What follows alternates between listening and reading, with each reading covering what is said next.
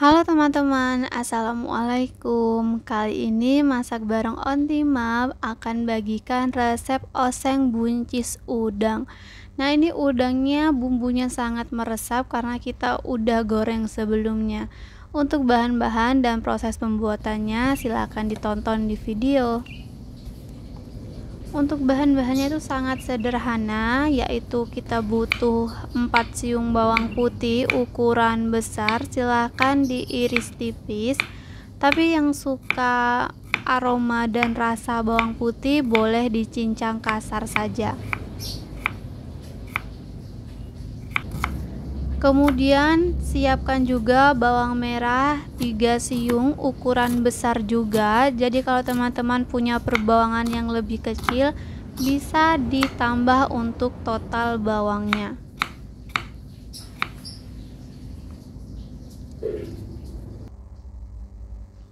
Kemudian buncisnya silahkan dipotong miring agar terlihat cantik dan jangan terlalu tebal. Ini aku sudah cuci bersih, pinggirannya juga sudah dibuang dan sudah dipotong miring. Kemudian ada udang ukuran kecil, sudah direndam dengan air garam agar asin gurih, kemudian digoreng seperti biasa. Nah, untuk bahan-bahannya cukup sesimpel ini.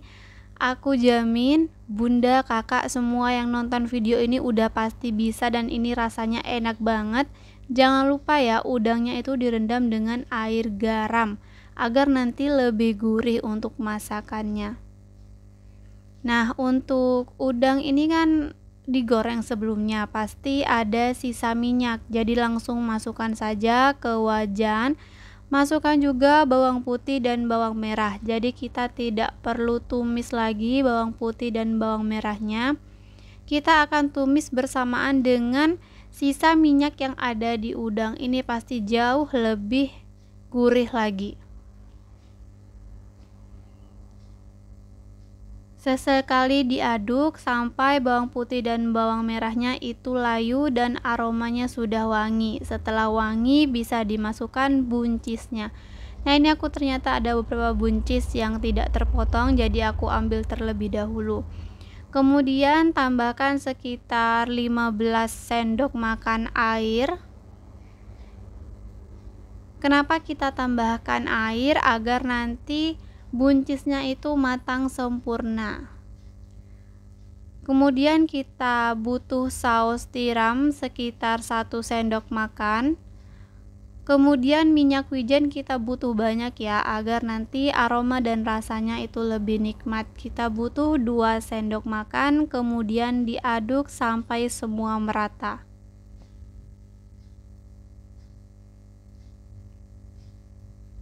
Kita aduk sampai buncisnya layu. Kalau sudah layu, koreksi rasa. Kalau rasanya sudah pas, bisa disajikan. Ini pagi-pagi banget aku masak ini karena emang rasanya gurih, asin, enak. Nah, teman-teman silahkan dicoba. Terima kasih. Assalamualaikum. Halo teman-teman, assalamualaikum. Siapa nih yang di sini seneng banget stok sambal daripada harus bikin sambal setiap hari, bikin buang-buang tenaga, mending kita bikin 1 hari yang banyak kemudian stok di kulkas. Ini awet sampai 1 minggu, jadi selama 1 minggu tidak perlu lagi bikin sambal. Nah, untuk perbawangannya aku kasih tips untuk direndam dengan air sedikit hangat. Jangan terlalu panas, jangan terlalu hangat, cukup mendidih sebentar saja. Kemudian baru dimasukkan bawang merahnya. Nah, nanti di wadah yang biru itu adalah air biasa atau air dingin. Jadi setelah dikupas, bawangnya kita masukin ke wadah biru agar stop pemasakan ya. Jadi nanti bawang merahnya tetap segar, tidak matang di air hangatnya. Kemudian di wadah biru kita cuci bersih semua bawang merahnya dari tanah liat sisa kupasan. Nah, ini bawang merahnya aku sekitar pakai 15 sampai 20 siung bawang merah ukuran kecil. Kemudian tomatnya ada 7 buah. Nah, ini sebenarnya bawang putihnya kurang ya teman-teman. Aku cuman pakai 3 karena tidak ada lagi, tapi ini rasanya tetap enak. Kalau teman-teman punya yang lebih banyak, silakan pakai 10 siung bawang putih. Kemudian pakai gula merah 1 bungkus yang beli di toko tuh. Kemudian ada garam 1 sendok makan dan gula pasir 1 sendok makan. Jadi perbandingannya 1:1. Kemudian tambahkan lada bubuk sedikit saja agar nanti menambah cita rasanya. Kemudian pedasnya kita pakai cabai rawit, tidak perlu pakai cabai merah besar, modal cabai rawit kecil aja. Nah itu semua tadi bawang merah, bawang putih, tomat, dan cabai rawitnya silahkan direbus. Direbus jangan terlalu banyak air, cukup menggenang saja. Kemudian nanti pancinya ditutup ya. Tadi aku lupa video, jadi aku jelaskan di sini. Nah, kemudian aku juga tambahkan sedikit terasi. Yang suka terasi bisa ditambahkan lebih banyak, tapi jangan terlalu banyak. Pas-pas aja agar nanti rasa sambalnya tidak dominan di terasi. Kemudian silakan diulek. Ini juga perbawangan tomat dan cabai rawitnya sudah direbus dan sudah layu. Mau aku ulek bersamaan dengan terasinya.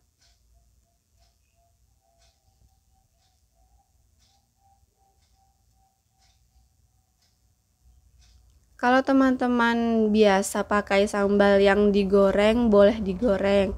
Tapi kalau mau versi yang lebih sehat dalam 1 minggu, silahkan direbus. Ini tips dari aku karena aku udah biasa bikin sambal dengan cara direbus. Tapi direbusnya jangan terlalu sebentar, harus yang lama agar nanti tidak rasa bahan-bahan mentahnya tuh. Kita akan ulek sampai sedikit kasar, jadi teksturnya tetap halus tapi masih ada tekstur dari tomat, cabai, dan bawangnya. Untuk tomat silahkan diulek di terakhir karena ini kan mengandung air, jadi tidak bikin kita capek waktu nguleknya ya.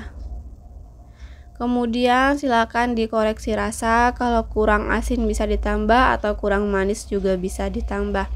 Jadi di sini tuh kita asinnya dari terasi dan garam, manisnya dari gula merah dan gula pasir. Nah kalau sudah seperti ini mau aku pindahkan ke dalam wadah kecil, bisa stok sampai 1 minggu, gak usah bikin-bikin lagi. Terima kasih teman-teman. Assalamualaikum. Halo teman-teman, assalamualaikum. Kali ini masak bareng Ontima bakal bagikan resep sayur asam.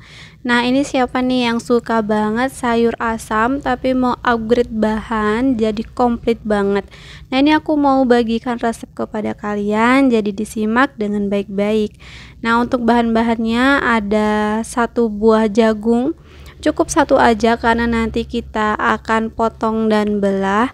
Kemudian ada 5 siung bawang merah, 3 siung bawang putih, 2 buah tomat, kemudian cambah yang besar 1000, setengah labu siam, dan sekitar 6 batang buncis. Kemudian ini ada asam jawa 1 sendok teh. Nah untuk labu siamnya cukup pakai setengah aja yang ukuran besar. Jangan lupa dicuci bersih semua sayur yang udah aku sebutin sebelumnya. Kemudian untuk labu siam dipotong dadu, atau kalau teman-teman suka yang panjang seperti korek api itu juga boleh. Tapi karena labu siam ini cepat lembeknya, jadi aku potong dadu saja. Kemudian untuk buncisnya silakan dipotong 2-3 cm.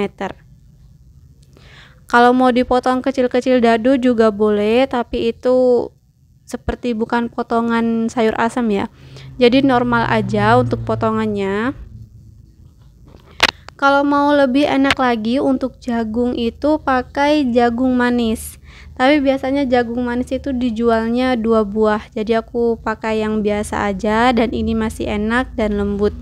Kemudian tomatnya 1 buah dipotong menjadi 6-8 bagian, tergantung ukuran tomatnya. Kemudian untuk bawang putih dan bawang merahnya silakan diiris tipis-tipis, kalau mau lebih pekat lagi bisa dicincang.